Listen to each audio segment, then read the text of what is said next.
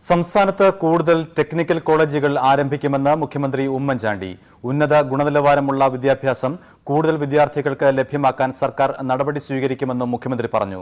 കൊച്ചിയിൽ ദക്ഷിണേന്ത്യൻ സംസ്ഥാനങ്ങളിലെ വിവിധ യൂണിവേഴ്സിറ്റികളിൽ നിന്നുള്ള വൈസ് ചാൻസലർമാരുടെ ദ്വിദിന സമ്മേളനം ഉദ്ഘാടനം ചെയ്ത് സംസാരിക്കുകയായിരുന്നു മുഖ്യമന്ത്രി. മികച്ച നിലവാരമുള്ള വിദ്യാഭ്യാസം വിദ്യാർത്ഥികൾക്ക് ലഭ്യമാക്കുന്നതിനായി സ്വയംഭരണാവകാശമുള്ള കോളേജുകൾ അടുത്ത അധ്യയന വർഷം ആരംഭിക്കുമെന്നും മുഖ്യമന്ത്രി വ്യക്തമാക്കി. I am happy to know that challenges facing the universities has been chosen as the theme of this conference. Vice Chancellors are expected to discuss this theme through paper presentations, group discussions and panel discussions. I hope that the recommendations of this conclave will be discussed at the annual conference at Lucknow in December. പുതിയ കാലഘട്ടത്തിൽ സർവകലാശാലകൾ വലിയ വെല്ലുവിളികൾ നേരിടുകയാണ്. ഇതിനുള്ള പരിഹാരങ്ങൾ സമ്മേളനം ചർച്ച ചെയ്യണമെന്നും മുഖ്യമന്ത്രി ആവശ്യപ്പെട്ടു.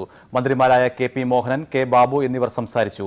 ആരോഗ്യ സർവകലാശാല vice chancellor doctor K. Mohandas യോഗത്തിൽ അധ്യക്ഷനായിരുന്നു.